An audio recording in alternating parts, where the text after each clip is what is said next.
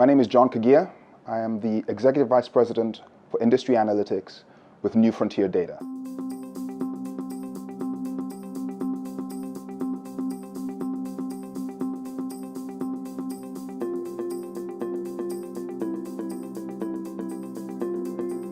I was born and raised in Kenya, in Nairobi, capital city, ironically just outside the city on a farm. So I'm a farm boy at heart, which perhaps is one of the reasons I love DC so much. It's such a green city. And I lived there till I was 12, at which point my mom got a job with the World Bank, and because of the job, I relocated to Northern Virginia, which is largely where I've been kind of permanently based since. Went to middle school and high school in the US, and at that point I thought I was going to be moving back to Kenya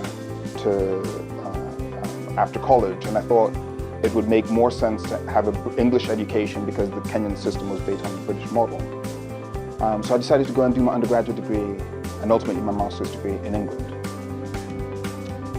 Did my undergraduate degree in Japanese and management, which came as a dramatic surprise to my parents, who were wondering what a Kenyan boy is doing learning Japanese.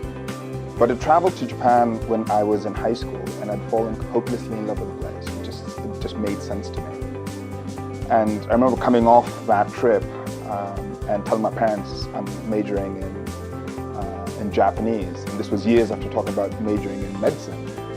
So they were clearly quite surprised. And so our compromise was that I'd do Japanese and management. And ultimately, that's what I devoted the next few years to.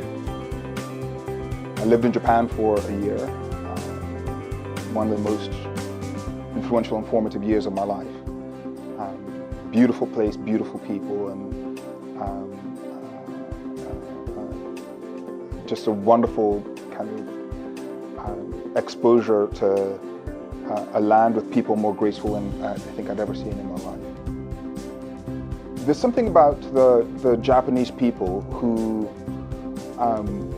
in whom I found acts of grace unlike any I had ever experienced. There's something about the way the society is structured. It's an extremely polite society, extremely formal and extremely disciplined. Maybe partly because of my own background, that resonated, the discipline piece in particular resonated. But I also loved the beauty of the place. And I found that wandering through the old temples, the old palaces, struck a chord deep inside that I'd really never experienced anywhere else in the world. And so even though the language was arguably the most difficult thing I've ever attempted to learn, I did so with passion. It's something I threw myself wholeheartedly in. It was arguably the first thing I ever threw myself into that I knew I was terrible at, but I still wanted to do. And so I spent the next nearly 9 years devoting myself to the study of it.